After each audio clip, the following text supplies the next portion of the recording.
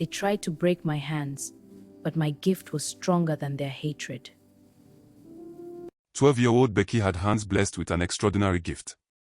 While other village girls strung ordinary red and blue beads, Becky created art, intricate patterns woven from shells, bottle caps, and glass fragments, colors that blended like sunsets. Her beadwork didn't just adorn, it mesmerized. But talent means nothing when poverty crushes hope. Becky's parents could barely afford to feed their family, let alone pay school fees. So they made a painful decision, send her to live with her mother's elder sister, Auntie Caddy, a woman known throughout the village for her sharp tongue, strict rules, and easily irritated nature. "I'm the one paying your school fees," Auntie Caddy reminded Becky every single morning. "Don't come and waste my money." To Auntie Caddy, beadwork was a worthless distraction, a foolish hobby for lazy girls. "Who will buy this ugly nonsense?" she'd snap, snatching beads from Becky's trembling hands. "Do you want to end up useless like your parents? Nobody in this village wears this rubbish." But Becky's passion burned too bright to extinguish. At night, while the household slept, she lit a small lantern and walked in silence, treading her dreams one bead at a time. Auntie Caddy's daughter Fina made everything infinitely worse. Beautiful, spoiled, and deeply jealous, Fina couldn't stand that her poor cousin possessed something she lacked, genuine talent. When a teacher once complimented Becky's handmade earrings at school, Fina's resentment turned venomous. "See your beads. They look like gold droppings," Fina mocked constantly. "Do you think you're a designer? Please." One afternoon, Fina stole a necklace from Becky's school bag and tossed it around the classroom like trash. Students laughed, stepped on it deliberately, and crushed Becky's spirit along with her creation. Becky ran home crying, but the worst nightmare was still ahead. Fina burst through the door dramatically. "Mommy, you won't believe what Becky did today. She was making those useless beads in class instead of paying attention. The teacher almost caught her. She would have embarrassed you." The lie ignited Auntie Caddy's rage instantly. When Becky walked through the door that evening, she found weeks of painstaking work piled on the floor, every necklace, every bracelet, every piece she'd created with bleeding fingers and sleepless nights. "So you go to school to make beads instead of learning?" Auntie Caddy's voice was cold as death. "Auntie, please, that's not true." "Shut up. After all my suffering, after all the money I struggled to pay, you want to waste it on this nonsense." Becky dropped to her knees, screaming. "Auntie, please. That's my hard work. That's all I have." But Auntie Caddy didn't stop. She cut through every piece systematically, methodically destroying months of work while Becky sobbed on the floor. When the last bead rolled away, Auntie Caddy stepped over her knees coldly. "Focus on your books. This rubbish will lead you nowhere." Fina watched from the doorway, smiling. That night, staring at her empty wooden box, something fundamental shifted inside Becky. The crushing pain transformed into something else, a quiet, burning determination. After secondary school, Auntie Caddy chained Becky to her market store. "Since I paid your school fees, you'll work in my shop now. You'll sell, you'll learn. No more of those useless beads." Becky's freedom vanished overnight. Her days became endless cycles of sweeping, selling, and running errands. By evening, exhaustion swallowed her whole. Her gift was slowly suffocating.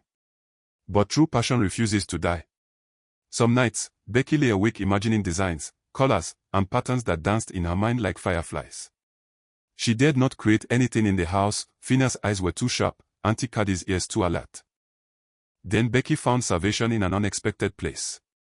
One afternoon, she gathered courage and visited her former teacher, Miss Comfort. Standing at the teacher's door, voice trembling with desperation, she confessed everything, the destruction, the mockery, the fear of losing her dream forever. Miss Comfort didn't just listen. She held Becky's hands like a mother would. "My dear, some gifts from God refuse to die. Bring everything to me. I will keep it safe." Tears of relief flooded Becky's eyes. From that day forward, Becky resumed midnight beadwork in absolute secrecy. She created bracelets, necklaces, waist beads, anklets, and beaded bags nobody in the village had ever imagined. Every Sunday, she escaped to the stream, sat under the shade, and crafted masterpieces in peace. Miss Comfort stored everything safely and even provided money for materials. Then the village announced its annual festival, the biggest event of the year, where artisans competed for life-changing prizes, a rent-free workshop sponsored by the king, a full year's supply of craft materials, substantial cash, and 5 plots of land. Dreams even master artisans prayed for. Auntie Caddy immediately enrolled Fina in basket weaving apprenticeship, but Fina complained endlessly. "Mama, this is too hard. My fingers are killing me." Meanwhile, Becky prepared quietly, imagining her moment to finally prove everyone wrong. On festival morning, hours before dawn, Auntie Caddy stormed into Becky's room and shook her awake violently. "Go to the neighboring village now. My friend is sewing clothes for me. Wait there until she finishes." "Auntie, please," Becky begged, "just let me drop my beads at the festival first." "Drop which beads?" Auntie Caddy's voice shook the walls. "Those nonsense things. Leave this compound in 10 minutes. Heartbroken and defeated, Becky hurried off, tears streaming down her face. Weeks of midnight work were about to vanish. When she reached the seamstress's house, nobody answered. A neighbor explained she rushed her sick son to the hospital. She won't return soon. Before we continue, quickly hit the like button and subscribe button for more beautiful stories like this. Shall we continue? This was Becky's chance. She ran back frantically, reaching Miss Comfort's house breathless and drenched in sweat. She knocked desperately. No answer. An elderly woman resting nearby said calmly, "She left hours ago.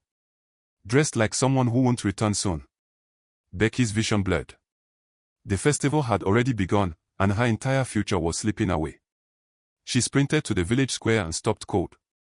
Miss Comfort was there. She'd already set up all of Becky's beads beautifully under a palm-decorated shade. Colorful waist beads, bold bracelets, sparkling anklets, and intricate beaded bags arranged perfectly. "Thank you," Becky sobbed, collapsing at her teacher's feet. "Thank you so much." Miss Comfort lifted her gently. "Your hard work deserves to be seen." Across the square, Fina prepared her basic baskets while Auntie Caddy prayed loudly for victory. When Fina's turn came, the crowd erupted in mocking laughter. "Too basic. I could weave this in my sleep." Fina fled the stage sobbing. Auntie Caddy's prayers died on her lips. Then Becky stepped forward with trembling hands. The moment she unveiled her creations, Princess Anna gasped audibly and shot to her feet. "Wait. Are you from this village? How have I never seen your work?" A visiting princess from the neighboring kingdom joined her. "I want everything." "No, I'll buy all her beads," Princess Anna argued playfully. The two princesses fought over the collection while the crowd roared with delight. Even the king laughed joyfully. "Such extraordinary talent," the king announced. "You are this year's winner. Bring your parents tomorrow for your prizes." Everyone celebrated wildly, everyone except Auntie Caddy and Fina, frozen in shock and shame. That evening, Auntie Caddy locked Becky out of the house. "You caused today's disgrace. Because of you, my daughter is a laughingstock. You're no longer welcome here." Becky walked through darkness to Miss Comfort's home. "Tomorrow I'll stand by you," Miss Comfort promised, holding her close.